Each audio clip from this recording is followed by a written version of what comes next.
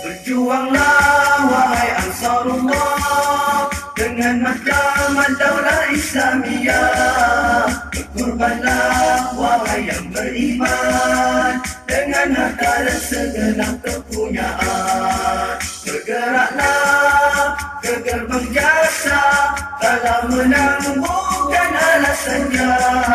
Sucikanlah niat di hati hingga nyata benarnya janji Rabbi.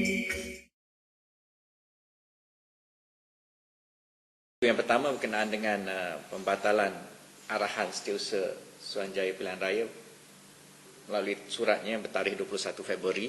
Kali tuan-tuan sudah ketahui bahawa arahan pertama yang semua borang-borang 5 dan 5A perakuan bersumpah yang perlu dikemukakan oleh calon-calon. This is a normal procedure, normal process every election.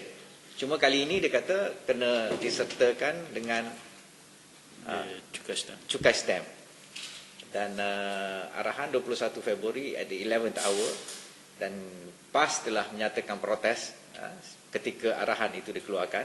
Tetapi kita patuh juga sebab bimbang kalau ialah surat daripada SPR ini akan diguna pakai pada hari penamaan calon, akibatkan borang-borang penamaan calon-calon kami akan ditolak. So walaupun dalam keadaan sangat terdesak, kita rush juga sehingga ada calon kita di Terengganu terpaksa fly down ke KL.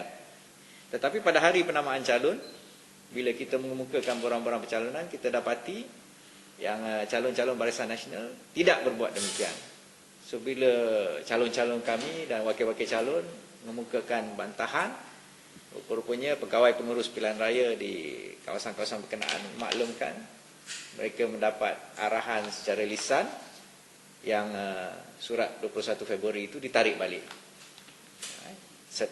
Di tempat-tempat di pusat-pusat penamaan calon tertentu dia ada dia punya surat daripada Suruhanjaya Pilihan Raya, Setiausaha Suruhanjaya Pilihan Raya yang sama bertarikh 23 Februari. Ini sehari sebelum penamaan calon menyatakan yang arahan itu ditarik balik. Kalau you refer pada surat 21 Februari itu, wording daripada Setiausaha Suruhanjaya Pilihan Raya itu menyebutkan kalau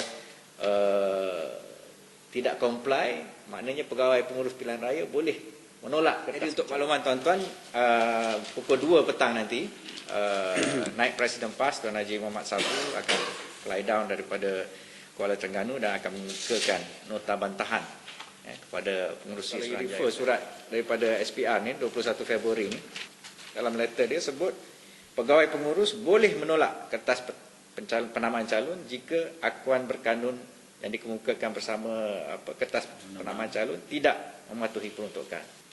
Kalau surat ini dipatuhi, lebih daripada 50% calon Barisan Nasional akan ditolak. Kita pun tak mau menang percuma, tetapi kita patuh kepada proses dan prosedur. Sepatutnya jangan ubah-ubahlah. So yang kita bimbang yang keduanya, kalau day one macam ni SPR sudah bersikap sebegini, so kita tak tahulah apa lagi yang akan berlaku. Macam tahun 2004 kita telah lihat daftar pengundi boleh diubah pada saat-saat akhir, tempat-tempat mengundi boleh diubah. So we are very worried and concerned. Kerana itu Naib Presiden PAS diarahkan Tuan Haji Muhammad Sabu untuk serahkan nota bantahan keras PAS kepada pengurusi Suruhanjaya. PAS bertemu dengan pengurusi SPR adalah beberapa hari sebelum Perhimpunan Bersih pada 10 November dulu. Delegasi diketuai oleh Presiden PAS, Setiausaha Agung dan pimpinan kanan PAS ramai 9 orang. So bila kita mengunjungi Tan Sri Rashid dan ahli-ahli Suruhanjaya Pilihan Raya, kita ditunjuk dakwat yang berkenaan dan malah Tuan Haji Mat Sabu, Dr. Lok dan beberapa pimpinan lain dicelupkan, dicalitkan jari untuk membuktikan kesediaan SPR untuk menggunakan dakwat ini. Dan dalam taklimat tersebut, pengurusi SPR dan Setiausaha SPR maklumkan kepada kita benda ini akan diwajibkan kepada semua pengundi. Proses dia bila dah ambil kertas undi, maka jari ini akan dicalit. So, apa yang berlaku sekarang ini, proses penamaan calon pun dah selesai, sehingga ke hari ini kami di PAS selaku parti politik yang bakal bertanding dalam pilihan raya umum ini tak diberitahu adakah prosedur atau proses ini akan diguna pakai atau akan ada optional atau kita daripada PAS. Ini adalah satu lagi bukti menunjukkan bahawa SPR boleh di-pressure oleh pihak-pihak tertentu, dan kita yakin ini adalah pressure daripada pihak Barisan Nasional nak menggagalkan proses ini. Dan kalau saya boleh tambah dalam soal celup jari ini,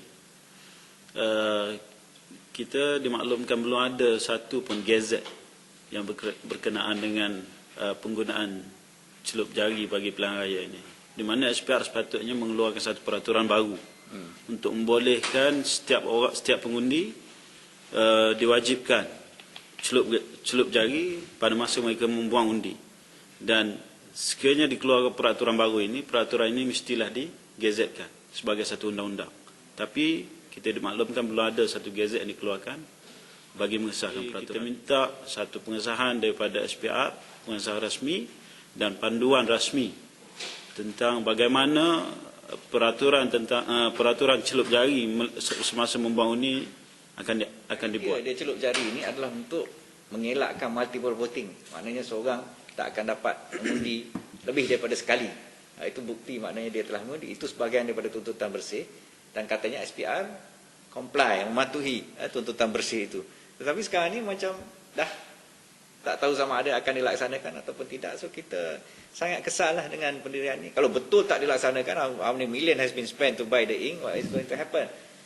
Kalau nak laksanakan, buat betul-betul pas, kita merasakan kemenangan ini akan menjadi pencetus semangat khasnya kepada jentera pilihan raya kita di negeri Kelantan.